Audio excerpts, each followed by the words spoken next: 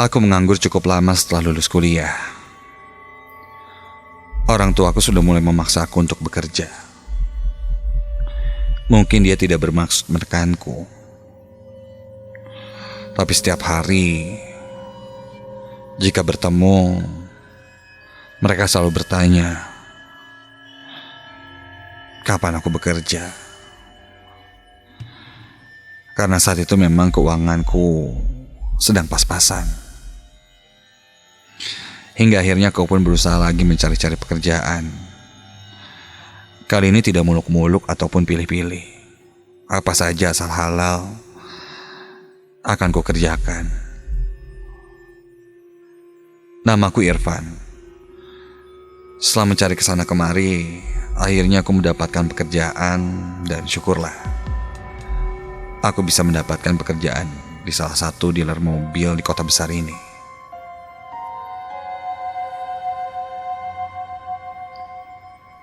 Jam kerjaku memakai sistem shifting karena aku mendapat posisi sebagai call center di sana.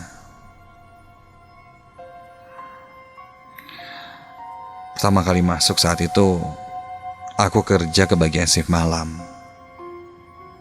Ya maklum, karena anak baru, ya terima-terima saja. Sampai di ruang kerjaku itu, beberapa meja kosong. Aku tidak melihat siapapun. Aku pun absen karena shiftku dimulai dari jam 9 malam hingga jam 6 pagi. Setelah shift sebelumnya pulang, aku melihat ke ruangan. Oh, ternyata malam itu aku tidak sendirian. Ada satu orang lagi yang kebagian shift malam. Ya, kini di kantor yang cukup besar ini hanya ada 2 orang saja, selain satpam di pos bawah. Ruangan ini cukup besar, namun jika digambarkan, kantor ini memang sangat besar. Terlihat ada beberapa lorong-lorong menuju ke ruang-ruang lainnya. Sepertinya dulunya bangunan bekas Belanda. Jika ingin masuk ke ruangan-ruangan lain, harus melewati lorong-lorong, termasuk ke toilet. Aku pikir pekerjaan ini tidak begitu sulit. Hanya menunggu telepon masuk saja. Nah, selebihnya aku hanya harus standby di ruangan kantor itu. Malam pun semakin larut. Aku pun mengisi waktu dengan berbincang dengan teman satu shiftku. Dani namanya. Dan ku panggil dia Mas Dani karena dia lebih tua dariku. Ya, standar aku bercerita tentang diriku, memperkenalkan diri, dan beberapa cerita lainnya. Kami duduk di sebuah sofa. Di sana ada sebuah sofa, ya, yang cukup untuk selonjoran kaki. Kata Mas Dani, jika ingin tiduran bisa di sana. Begitu katanya, sambil dia memasang posisi tidur di sofa itu, sambil memainkan handphonenya. Aku yang masih canggung pun hanya tersenyum. Mas Dani memang sudah sekitar 1 tahun bekerja di sana. Ya, wajarlah jika dia sudah agak bebas mau ini itu. Lah aku masih belum berani untuk melakukannya. Hingga beberapa jam kemudian, aku merasa mataku sudah mulai berat.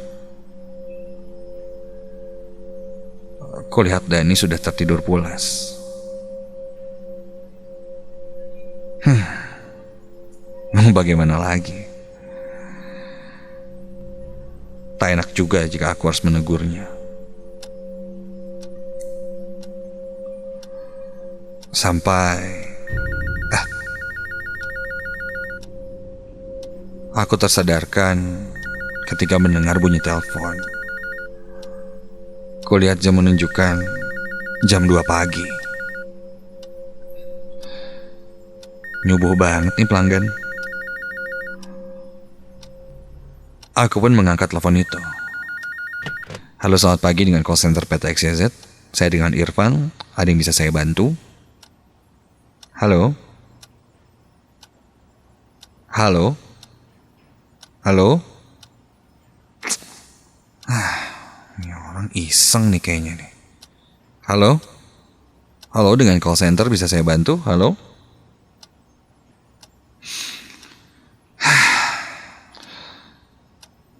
Karena aku pikir orang iseng,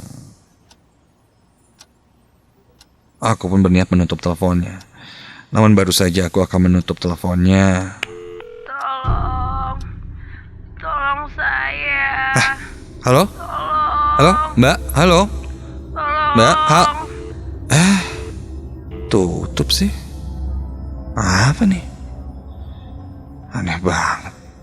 Iseng kali ya. Aku pun menyimpan gagang telepon itu. Aku tengok Mas Dani masih meringkuk,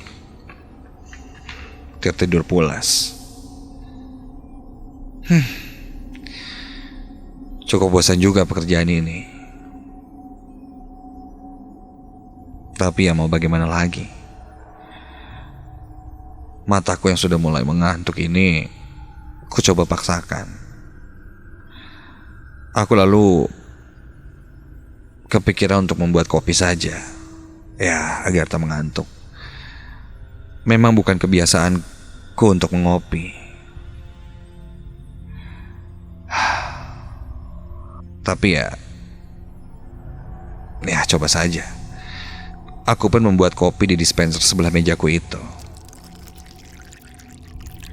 Dan langsung menyeruputnya.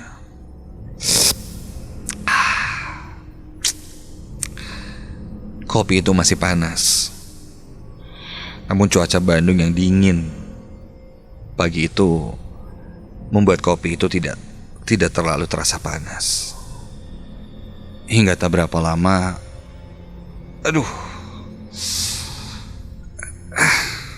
seperti sebuah kesalahan yang kubuat. Aku yang tidak biasa meminum kopi, minumnya malam itu, hingga membuat perutku mulai sakit, mules. Terpaksa aku harus meninggalkan ruanganku itu untuk ke toilet. Aku coba bangunkan Mas Dani untuk menitip sebentar. Mas Dani, Mas nitip bentar ya. Saya mau ke toilet Mas, sebentar ya. Kulihat Mas Dani membuka matanya sedikit, lalu mengangguk. Aku pun keluar ruangan dan bergegas menuju toilet. Beberapa ruangan sudah gelap, sunyi, dan sepi. Memang kulihat tidak ada sama sekali orang di sana. Seperti yang sudah aku bilang, kantor ini besar dengan lorong-lorong yang panjang. Salah satunya, jika mau menuju ke toilet, aku harus melewati satu lorong. Di mana lorong itu di sebelah kirinya adalah garasi tempat penyimpanan mobil bekas.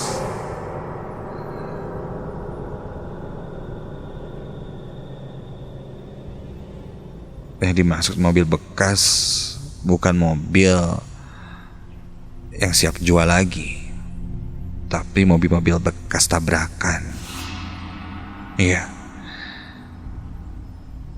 kulihat ada mobil-mobil yang rusak, bekas tabrakan.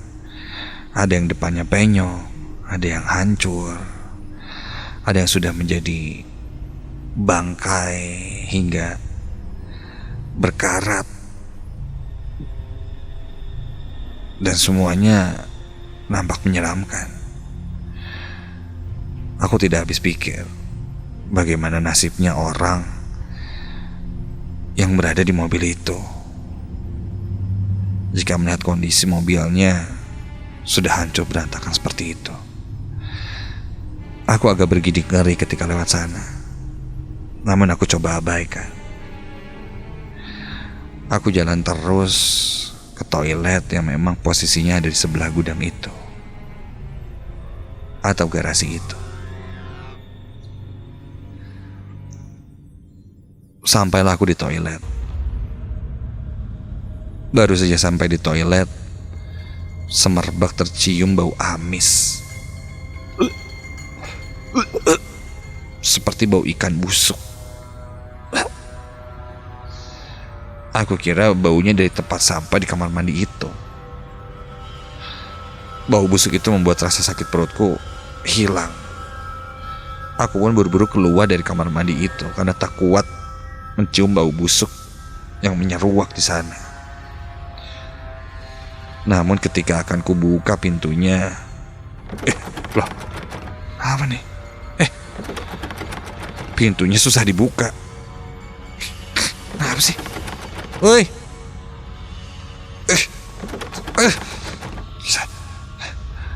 Dan ketika itu samar terdengar, iya, ku dengar di luar pintu toilet ini banyak sekali suara-suara. Seperti ada banyak orang di luar sana.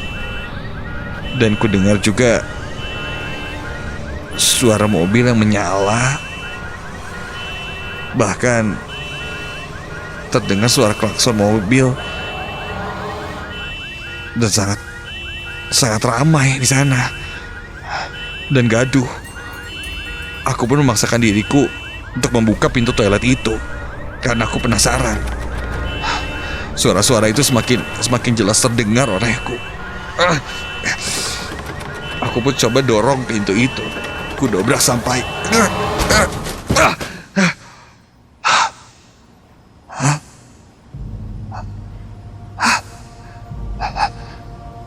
ketika aku berhasil keluar, suara ramai yang ku dengar dari dalam toilet tadi seakan hilang ditelan bumi. Kini suasana kembali sangat sepi seperti sebelumnya. Lalu yang ku dengar tadi apa?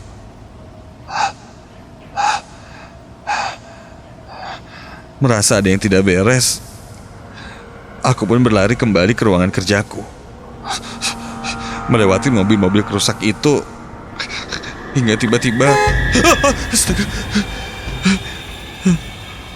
jantungku hampir copot ketika ku dengar ada suara klakson yang berbunyi dari salah satu mobil yang rusak itu. Refleks aku menengok ke arah mobil bekas itu dan ya Tuhan, kulihat ada sosok tubuh yang muncul dari kolong mobil yang sudah hancur. Sosok itu seperti merangkak dari kolong mobil itu dan mencoba keluar.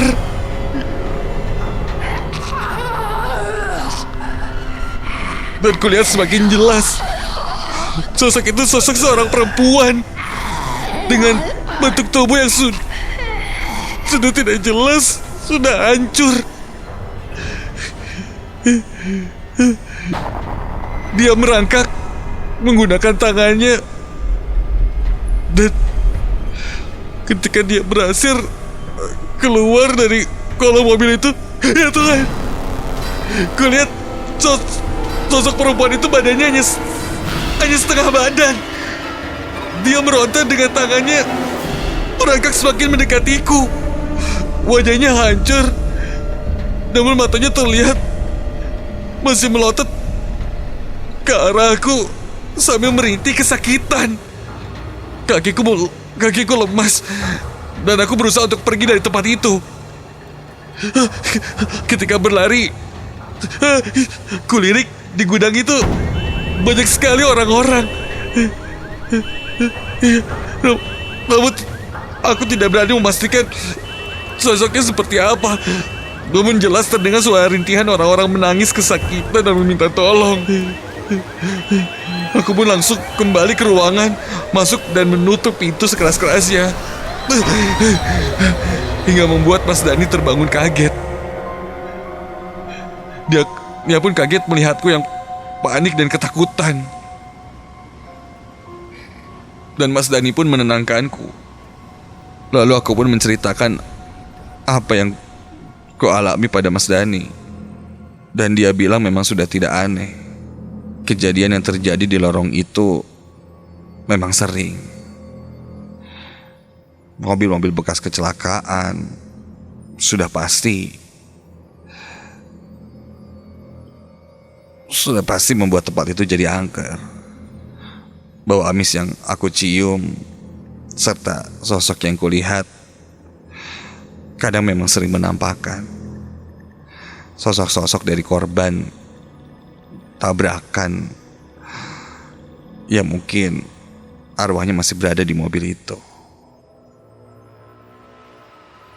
Dan dia pun berkata apakah aku menerima telepon di jam 2 pagi. Aku menjawab iya. Mas Dani menepuk dahi seakan lupa sesuatu. Dia bilang memang setiap jam 2 pagi selalu ada telepon masuk. Dan mereka sudah tahu bahwa yang menelpon itu bukan manusia. Dan sudah jadi peraturan tidak tertulis untuk tidak mengangkat telepon itu di jam 2 pagi. Atau kita akan ditampakkan sosok hantu korban kecelakaan.